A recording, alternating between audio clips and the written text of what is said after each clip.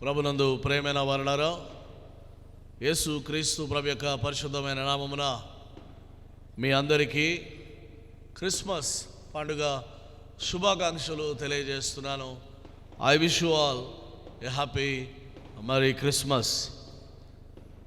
మరి ఆల్టర్లో ఉన్న గురువులందరి తరపున, రెండు పాస్టేట్లకు చెందినటువంటి కమిటీ పెద్దలందరి తరపున, మా కుటుంబం తరపున మీ అందరికీ మరొకసారి క్రిస్మస్ శుభాకాంక్షలు తెలియజేస్తున్నాను. I wish you all A happy Christmas.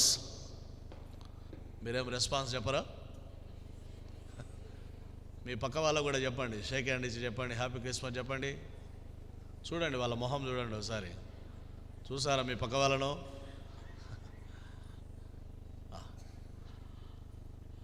దేవుని వల్లరా, దేవాది దేవుడు, మహోన్నతుడైన దేవుడు, మహోన్నతమైన స్థలాలలో నివసించువాడవైనను నేను దీనులను లక్ష్య పెడతానని చెప్పిన దేవుడు, పరిశుద్ధుడు పరిశుద్ధుడు పరిశుద్ధుడని గాన ప్రతిగానముల చేత నిత్యము ఆరాధించబడే దేవుడు, ఆ మహిమగల సింహాసనాన్ని కెరూబులు శరాపుల మధ్య ఉన్న ఆ మహిమోన్నత ఘనమైనటువంటి వాటన్నిటినీ విడిచి మనందరి కొరకు మంటి దేహము దాల్చి బెత్లెహేము పశుల పాకలో బాలయేసుగా పవలించిన సుదినం ఈ క్రిస్మస్ దినం. ప్రవక్త అయిన యెషయా స్వామి జననానికి ముందు 700 సంవత్సరాలకు ముందు జీవించిన ప్రవక్త రానైనటువంటి ఈ అఖండ జ్యోతి లోకాన్ని ఏ రీతిగా తన మహిమతో నింపివేస్తాడో దర్శనంలో చూచిన వాడై తన 9వ అధ్యాయము 1వ వచనములో అంటున్నాడు, అయినను వేదన పొందిన దేశము మీద మబ్బు నిలవలేదు. ప్రియులారా, వేదన పొందిన దేశము మీద అనేక దేశాలు వేదనలో ఉన్నాయి. ఆ దినాల్లో అష్షూరీయుల దాడి, బబులోనీయులు దాడి చేస్తారన్న భయకంపితులైనటువంటి ఇశ్రాయేలీయులతో ప్రవక్త అభయమిస్తూ మాట్లాడుతూ ఉన్నాడు. మబ్బులు రావచ్చు, చీకటి కమ్ముకోవచ్చు, దుఃఖము కన్నీళ్ళు మీకు ఒకవేళ వాటిల్లవచ్చు. ఇశ్రాయేలు జనమా, దేవుడు మీకు ఇస్తున్న ఆదరణ ఏమిటంటే ఆ మబ్బు ఎంతోసేపు నిలవదు. ఆయన జెబూలూను దేశాన్ని, నఫ్తాలి దేశాన్ని అవమాన పరిస్థితులకు అప్పగించాడు. అయితే దేవుడు మహిమగలదానిగా ఆ ప్రాంతాలను మార్చివేస్తాడు అంటున్నాడు. ప్రేమైన వారలారా, ఆ తదుపరి అష్షూరీయులు దాడి చేసి గలిలయ ప్రాంతాన్ని మిక్కుటంగా వారు నాశనం చేశారు. ఇశ్రాయేలు దేశం మీద ఎంతో భయంకరంగా వారి ఖడ్గాన్ని జలిపించినప్పుడు ఇశ్రాయేలు దేశంలో రక్తం ఏరులై పారింది.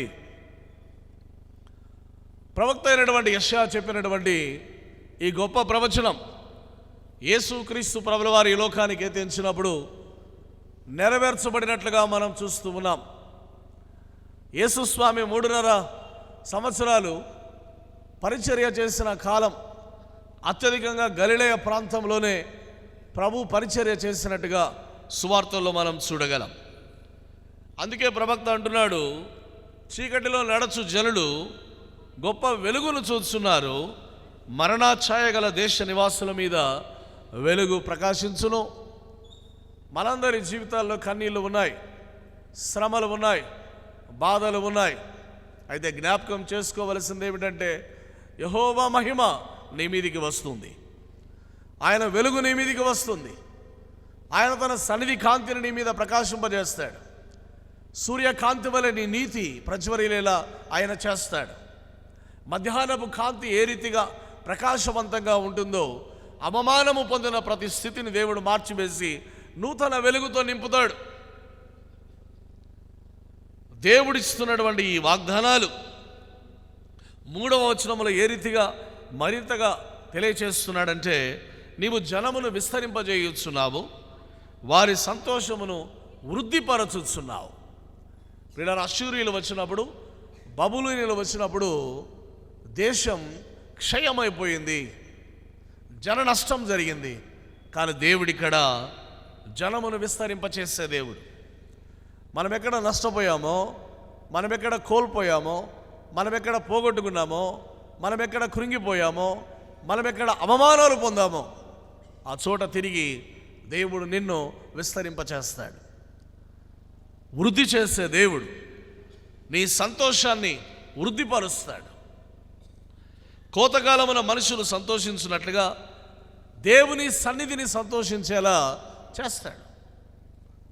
గొర్రెల కాపరులు సమాజంలో వెలివేయబడిన వారు, గొర్రెల కాపరులు సమాజంలో విలువలేని వారు, గొర్రెల కాపరులు టెంపుల్ సంబంధమైనటువంటి పవిత్రమైనటువంటి కార్యాల్లో పాల్గొనడానికి వారికి పెద్దగా ఇంపార్టెన్స్ ఉండేది కాదు.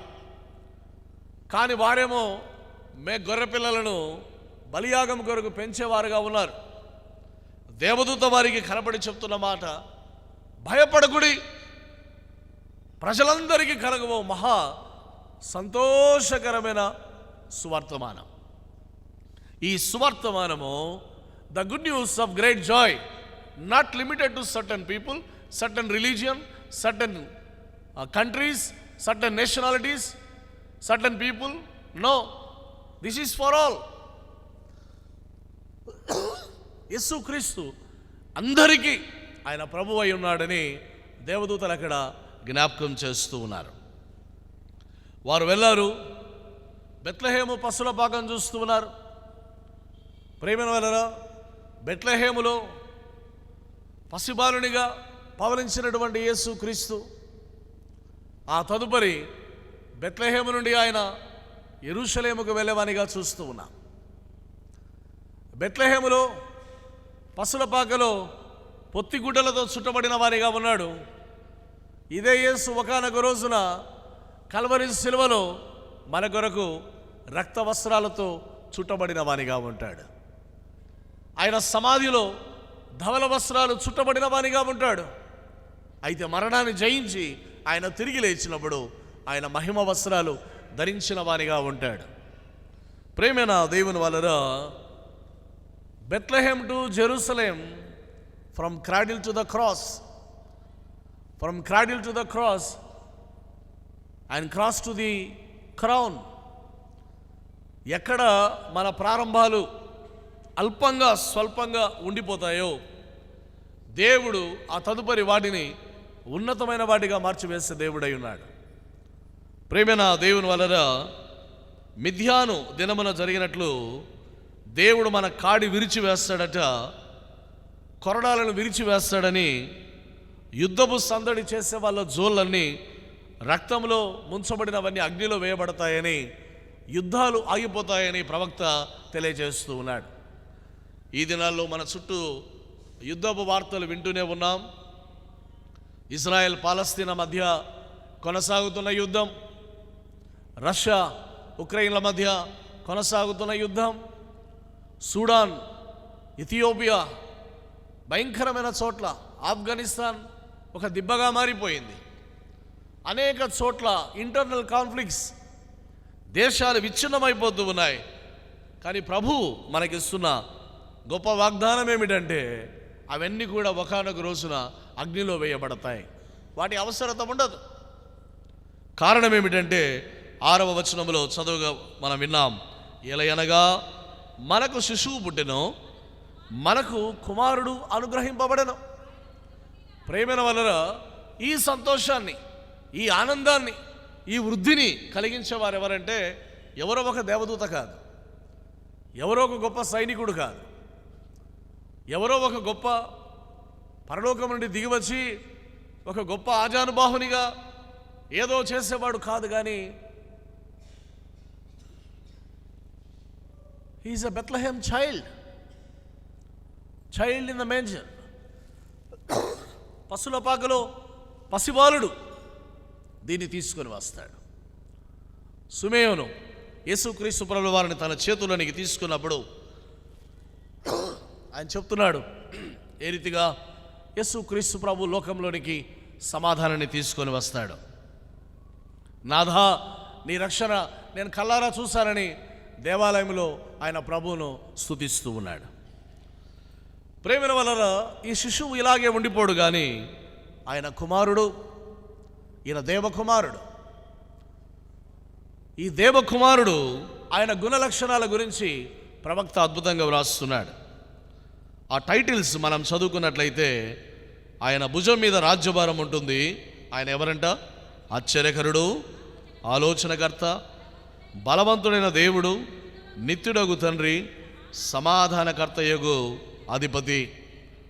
5 టైటిల్స్ ఉన్నాయి ఇక్కడ. మీ తల మీద నక్షత్రాలు ఉన్నాయి కదా, ఆ నక్షత్రాలకు 5 కోణాలు ఉన్నాయి. 5 టైటిల్స్ ఆఫ్ జీసస్. ఆయన ఆశ్చర్యకరుడు, ఆలోచనకర్త, బలవంతుడైన దేవుడు, నిత్యుడగు తండ్రి, సమాధాన. యేసుక్రీస్తు ప్రభు ఈ లోకానికి ఎదించిన మరి ఆశ్చర్యకరుడైన వండర్ఫుల్ కౌన్సిలర్.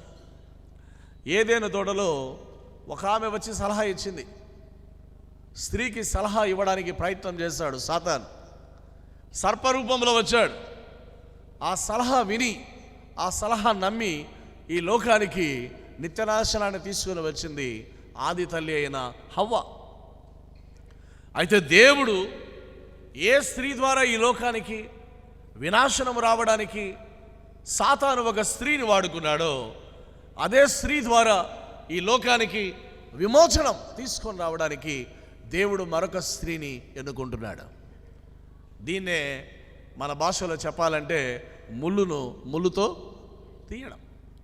హవ్వ ద్వారా లోకంలోనికి పాపం, మరణం వస్తే తల్లి అయిన మరియ ద్వారా ఈ లోకంలోనికి రక్షకుడు ఎత్తించాడు. This is the good news of great joy. అల్పులైనటువంటి యోసేపు మరియల పట్ల, నజరేతులో సామాన్యమైన ఈ కుటుంబం పట్ల దేవుడు గొప్ప ప్రణాళికలు కలిగి ఉన్నాడు. దేవుడు మన కుటుంబాలన్నిటి పట్ల అందుకే అంటాడు, నేను మీ గురించి ఉద్దేశించు సంగతులు అవి మేలైనవే కానీ ఏమాత్రం హానికరమైనవి కానే కాదు. ఈ రానై ఉన్న దినాల్లో, రానై ఉన్న నూతన సంవత్సరంలో నీ పట్ల, నీ కుటుంబం పట్ల దేవుని సంగతులు, దేవుని ఉద్దేశాలు, దేవుని తలంపులు నీకు మేలు చేయడానికి దేవుడు ఉద్దేశం కలిగిన వాడై ఉన్నాడు. అవి ఏమాత్రం హానికరమైనవి కాదు అంటున్నాడు ప్రభు. యోసేపు మరియలు ఇరువురు దేవదూతల ద్వారా కౌన్సిల్ చేయబడిన వారై దైవ చిత్తాన్ని వారి జీవితాల్లో జరిగించడానికి ఎప్పుడైతే వారు విధేయత చూపించారో ఘనమైన కార్యాలు, అద్భుతాలు వారి జీవితాల్లో మనం చూస్తున్నాం. అందుకే పరిశుద్ధాత్మ గురించి యెషయా గ్రంథకర్త రాస్తూ ఏమంటాడంటే, యెహోవా ఆత్మ జ్ఞాన వివేకములకు ఆధారమగు ఆత్మ, ఆలోచన బలములకు ఆధారమగు ఆత్మ, తెలివిని యెహోవా యొడల భయభక్తులు పుట్టించు ఆత్మ అతని మీద నిలుచును. దేవుని కౌన్సిల్ ఎలా ఉంటుందంటే దేవుని పట్ల నీకు భయభక్తులు పుట్టిస్తాడు ఆయన.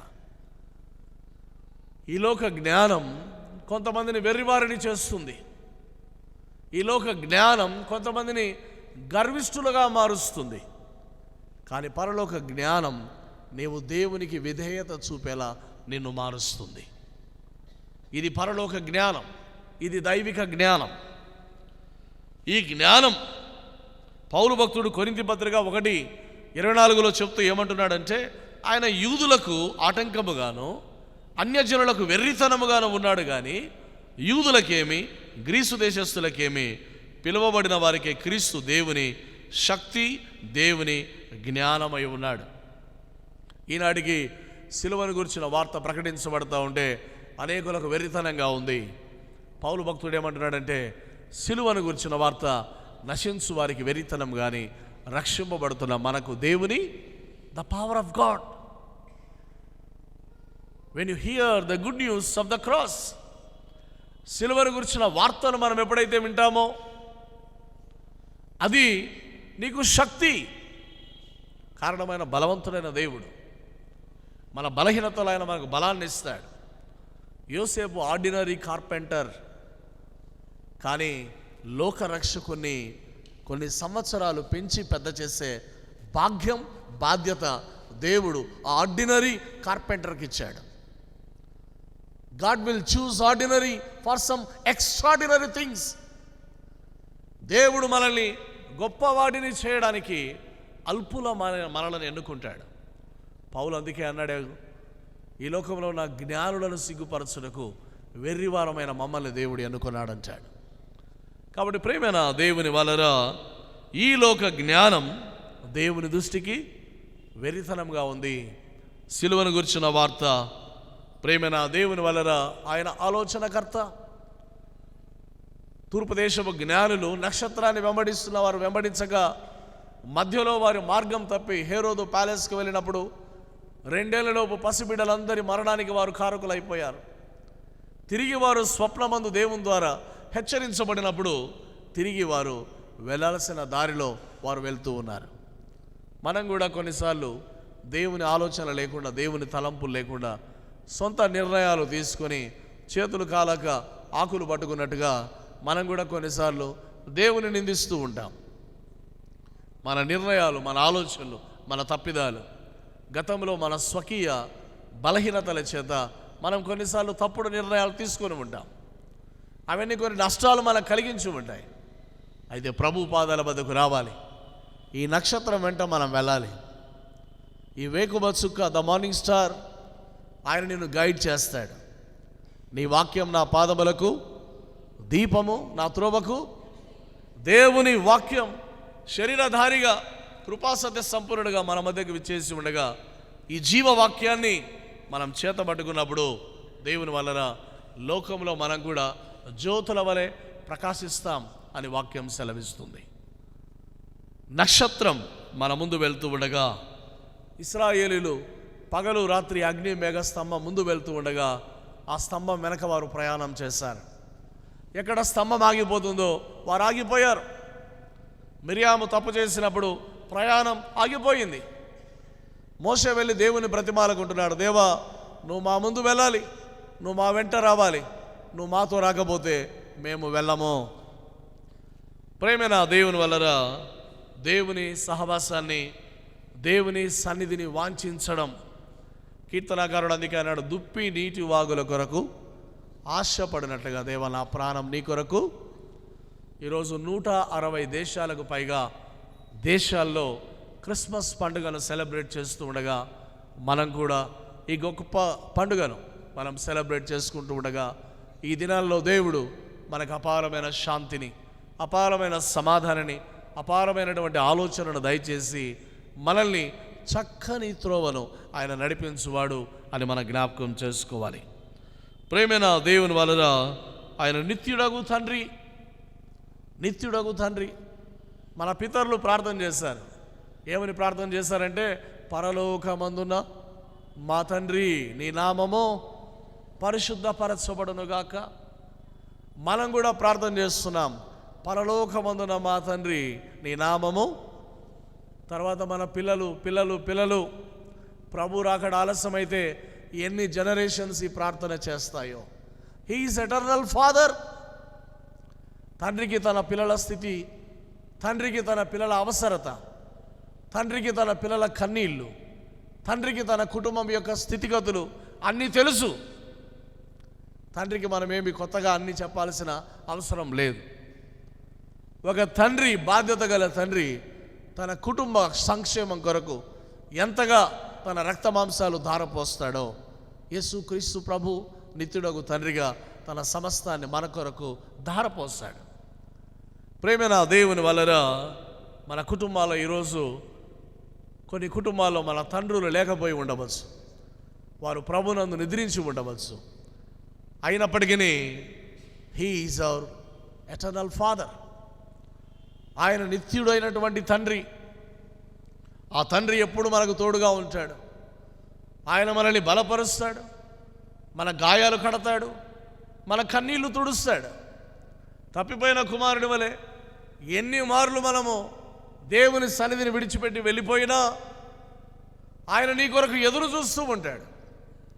తప్పిపోయిన కుమారుడు తిరిగి రాగానే, ఏరా బాబు డబ్బులని ఏం చేశావు అని ప్రశ్నలు వేయలే, ఎక్కడెక్కడ తిరిగి వచ్చావురా అని అడగలే, అసలు డబ్బులు ఎవడికి ఇచ్చావురా మాట్లాడలేదు. వాని మెడ మీద పడి ముద్దు పెట్టుకొని అందుకే యోహాను సువార్తికుడు ఏమన్నాడంటే, దేవుడు లోకమును ఎంతో ప్రేమించెను. హల్లెలూయా. ఆయన ప్రేమించాడు కాబట్టి తన సొంత కుమారుని మన కొరకిచ్చాడు. తన సొంత కుమారుని మన కొరకిచ్చాడు కాబట్టి ఆ సొంత కుమారుడు మన కొరకు తన ప్రాణానంతా ధారపోసాడు. So he is our eternal father. ఆ తండ్రి, అందుకే వాక్యంలో చూస్తాం, తండ్రి తన కుమారుడు ఎడల జాలి పడినట్లుగా ఆయన ప్రతిరోజు నీ మీద నా మీద జాలిపడే దేవుడై ఉన్నాడు. ఎన్నిసార్లు బలహీనతల్లో మనం పడిపోయినా, ఎన్నిసార్లు మన మునుపటి పాపాల వైపు మనం చూచినా తిరిగి ఆయన మన కోసం ఎదురు చూస్తూనే ఉంటాడు. తలుపు యొద్ద నిలబడి తట్టుచున్న తండ్రి వలె ఆయన మన కొరకు ఎదురు చూస్తూ ఉంటాడు. ఈ క్రిస్మస్ రోజున ఆయన బాలయేసుగా పసుల పాకలో పసిబిడ్డగా ఉన్నాడు, కానీ ఆయన నీకు తండ్రి. అందుకే అన్నాడు, ఎవరైనా తండ్రిని, అయ్యా నాకు చేపలు కావాలంటే పాములు ఇస్తాడా, లేకపోతే నాకు రొట్టెలు కావాలంటే తేలనిస్తాడా, గుడ్డు కావాలంటే రాళ్ళనిస్తాడా, బ్రెడ్ కావాలంటే ఏమైనా ఇస్తాడా? నో. మనం అడుగు వాటికంటే, ఊహించు వాటికంటే అత్యధికంగా చేయుటకు శక్తి గల దేవుడు. కాబట్టి ప్రేమైన దేవుని వలన తీతుకు రాసిన పత్రిక 2వ అధ్యాయం 13వ వచనంలో వ్రాయబడిన మాట, ఆయన మహాదేవుడును మన రక్షకుడైన యేసుక్రీస్తు మహిమ యొక్క ప్రత్యక్షత కొరకు ఎదురు చూచుచు ఈ లోకంలో స్వస్థ బుద్ధితోనూ నీతితోనూ భక్తితోనూ బ్రతుకుచుండవలని మనకు బోధించుచున్నది. ప్రతి తండ్రి తన పిల్లలకు బోధ చేస్తాడు, కానీ కొన్నిసార్లు తల్లిదండ్రులు చెప్పేవి మనకు నచ్చవు. బయట ఎవరెవరో చెప్పేవి చాలా గొప్పగా అనిపిస్తాయి, కానీ ఒకానొక రోజున, అందుకేమన్నారంటే పెద్దల మాట చద్ది మూట అన్నారు. దేవుడు కూడా మనకు బోధ చేస్తాడంట. ఎలా ఉండాలంట? మనము స్వస్థ బుద్ధితోనూ నీతితోనూ భక్తితో బ్రతకాలి అని మనకు బోధిస్తూ ఉంటాడట. అవర్ ఎటర్నల్ ఫాదర్, తండ్రి మనకు బోధించే వానిగా ఉన్నాడు. ప్రేమైన దేవుని వలన ఒకసారి ఒక తండ్రి దగ్గరికి ఒక సోల్జర్ వచ్చాడు. సోల్జర్ వచ్చి ఒక మంచి అద్భుతమైన పెయింటింగ్ ఆ సోల్జర్ వాళ్ళ తండ్రికి ప్రజెంట్ చేశాడు. ఆ ప్రజెంటేషన్ ఏముందని ఆ గిఫ్ట్ దాన్ని ఓపెన్ చేస్తే తన కుమారుని యొక్క చిత్రం అది. అప్పుడు ఈ వ్యక్తి అన్నాడు, ఫాదర్, మీ అబ్బాయి నేను ఇద్దరము కలిసి యుద్ధానికి వెళ్ళాం. బుల్లెట్ల వర్షం కురుస్తూ ఉండగా నీ కుమారుడు నా కోసం అడ్డుపడి తన ప్రాణాలు పోగొట్టుకున్నాడు. చనిపోతూ అన్నాడు, నువ్వు మంచి ఆర్టిస్టు కదా, నా ఫైనల్ ఇమేజ్ ఈ రక్తము ముద్దగా మారిపోయిన నేను చనిపోతున్నాను కదా, నా పెయింటింగ్ నా తండ్రికి ప్రజెంట్ చేయని నన్ను అడిగాడు. ఇదిగో నేను నీ కుమారుని చిత్రపటాన్ని గీసుకొని వచ్చానని రక్తపు ముద్దగా ఉన్న కుమారుని యొక్క చిత్రపటాన్ని తండ్రికి ప్రజెంట్ చేశాడు. తండ్రి మరణ వార్త విని చాలా దుఃఖంలో కృంగిపోయాడు. ఆ తర్వాత కుమారుని చిత్రాన్ని తన ప్యాలెస్లో ఆ సెంటర్ హాల్లో దాన్ని గొప్పగా వేశాడు. ఆయన దాన్ని డెకరేట్ చేసి పెట్టాడు. కొన్నేళ్ల తర్వాత ఆయన చనిపోయాడు. ఒక వీల్నామా రాశాడు. ఆ వీల్నామా ప్రకారం మొత్తం ఆ ప్యాలెస్, అందులో ఉన్నటువంటి పెద్ద పెద్ద పెయింటింగ్స్ అన్నీ కూడా వేలం వేసి వేలం వేయాలని ఆయన ఒక వీల్నామా రాసి వెళ్ళాడు. ఈ వేలం పాట వేయడానికి సంబంధిత వ్యక్తులు వచ్చారు. వేలం పాట వేస్తున్నారు. వేలం పాట వేస్తూ మొట్టమొదటిగా ఈ మిలిటరీ డ్రెస్లో బుల్లెట్లు తగిలి రక్తంతో ఉన్నటువంటి కుమారుని పెయింటింగ్ వాళ్ళు ఫస్ట్ ఆక్షన్ వేస్తూ ఉన్నారు. ఈ వేలం పాటకు వచ్చిన వాళ్ళందరూ ఏమన్నారంటే, మంచి మంచి పెయింటింగ్స్ ఉన్నాయి కదా ఈ ప్యాలెస్లో, అవన్నీ వేయకుండా ఎవరికి కావాలండి ఈ పెయింటింగ్, దీన్ని వేస్తా ఉన్నారే అని అన్నారు. కానీ వాళ్ళు అన్నారు, నో నో నో, వీలునామా ప్రకారం దీన్నే మేము మొదట ఆక్షన్ వేయాలి.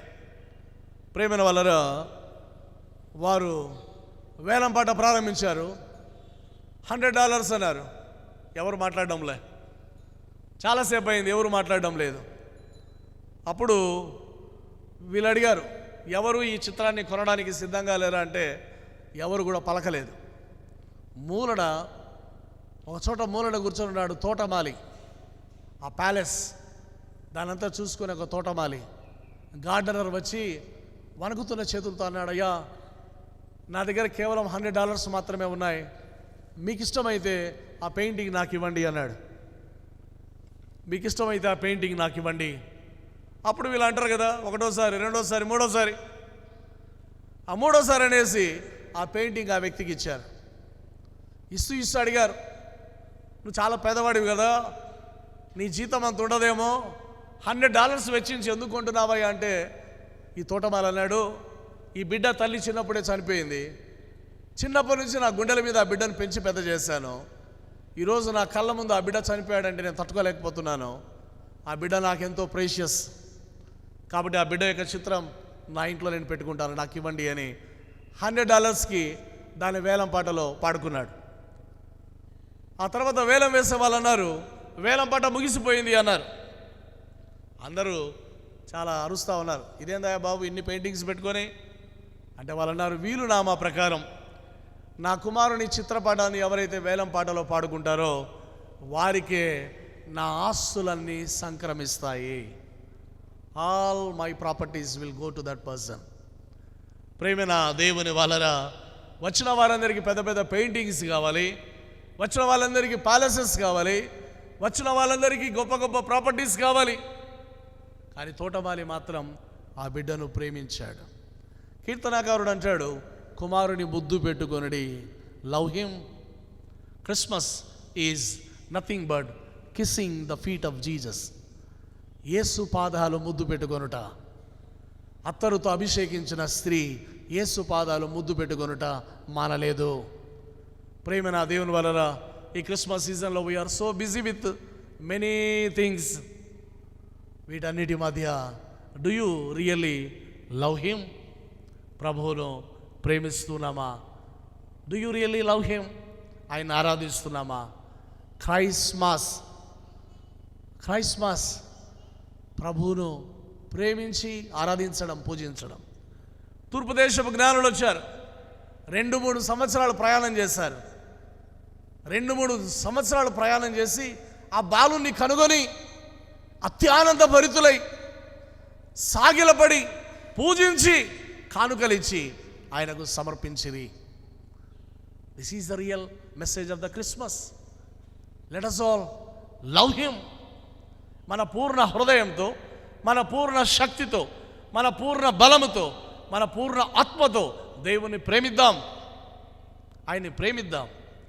మనల్ని ఆయన ప్రేమించి పరలోకాన్ని విడిచి మన కొరకే తెంచాడు. మనం ఆయన్ని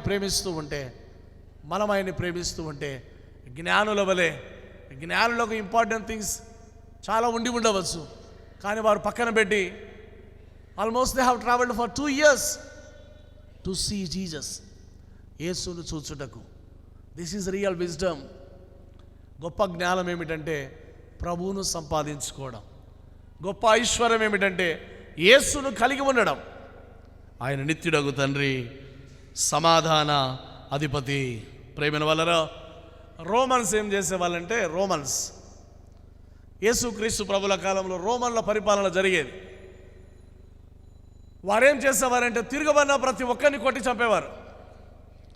అందుకు భయపడి ఎవడు మాట్లాడడం మానేసేవారు. అందుకే వాళ్ళు ఏమన్నారంటే పక్స్ రోమానా అని రాసుకునేవారు. అంటే రోమ్ అంతా పీస్ఫుల్గా ఉంది అని. భయంతో ఒకరి నోరు మూపియడం అది పీస్ కాదు. యుద్ధంతో శాంతి సంపాదించలేం. ఈరోజు సంపన్న దేశాలు వెపన్స్ అమ్మి కోట్లు సంపాదించి వాళ్ళు దేశాలు పైకి ఎదుగుతూ ఉన్నాయి. పేద దేశాలు వెపన్స్ కొని మరింత దరిద్రులైపోతున్నారు. Weapons cannot establish peaceful nation. అందుకే ప్రేమైన వర్లరా, అలెగ్జాండర్, ఆ తర్వాత నెపోలియన్ బోనాపార్టే, ఇలాంటి వారు, నెపోలియన్ ఏమంటారంటే, ఒకానొక రోజున నేను ఈ గొప్ప సామ్రాజ్యాన్ని స్థాపించడానికి నా ఖడ్గం ఎంతోమంది తలలు కొట్టివేసింది. అలెగ్జాండర్ ద గ్రేట్ కావడానికి ఎంతో దేశాలు రక్తంతో తడిసిపోయాయి. కానీ ఈ ప్రపంచానికి నిజమైన సామ్రాజ్యాధినేత ఎవరంటే తన ఖడ్గంతో రక్తం చిందించినోడు కాదు, కానీ ఖడ్గముతో తన రక్తాన్ని చిందించి శాంతిని స్థాపించిన యేసు వంటి గొప్పవాడు మరొకడు లేడు అని నెపోలియన్ బోనపార్టే సాక్ష్యమిస్తాడు. కాబట్టి దేవుని వలన దేవునికి మనకు సమాధానం, మన కుటుంబాల్లో సమాధానం, బంధుమిత్రుల మధ్య సమాధానం, సంఘాల్లో సమాధానం నెలకొల్పడానికి మన శాంతి ప్రదాత మనకు సహాయపడేవాడై ఉన్నాడు. అందుకే ప్రభు అన్నాడు, శాంతి మీకు అనుగ్రహించి వెళ్ళుచున్నాను, నా శాంతినే మీకు అనుగ్రహించుచున్నాను, లోకమిచ్చినట్టుగా నేను మీకు అనుగ్రహించడలేదు, మీ హృదయములో కలవరపడ నీయకుడి. అనేక విషయాల చేత కలవరం చెందుతూ ఉన్నామా? ఈ రాత్రి మన హృదయంలో పాడుకుందాం, చింత లేదిక యేసు భోజనం. కాబట్టి ప్రియమైన దేవుని వలన మరొక ఏడాది మనమందరం సజీవంగా ఉండి యేసు క్రీస్తు ప్రభు యొక్క జనన మహోత్సవాన్ని సంతోషంగా జరుపుకునే సజీవ స్థితిని దేవుడిచ్చినందుకు దేవునికి వందనాలు చెల్లిద్దాం. నా ప్రాణమయ యెహోవాను సన్నుతించుము, ఆయన చేసిన ఉపకారములలో దేనిని మరువకము. ప్రభు పాదాల ముద్దు పెడదాం, ఆయన్ని హృదయమార ప్రేమిద్దాం. సమస్తాన్ని ఆయన మన కొరకు విడిచి వచ్చాడు, ఆయన కొరకు మనం ఏమైనా విడిచిపెట్టగలమా? Let us all retrospect, introspect, and let us all meditate on the divine word of God. Let us all worship. మనం ఆయన పాదాల వద్ద సాగిలపడదాం, జ్ఞానుల వలె ఆయనకి మ్రొక్కి ఆయన్ని పూజిద్దాం. అత్యానంద భరితులమై తిరిగి మన గృహాలకు వెళ్దాం, అనేకులకు ఆశీర్వాదకరంగా ఉందాం. అలాంటి కృప పరిశుద్ధాత్మ దేవుడు ఈ పండుగ దినాన మనందరికీ ప్రసాదించునుగాక. ఆమేన్. తండ్రి, కుమార, పరిశుద్ధాత్మ త్రియేక దేవుని నామం పేరట ఆమేన్.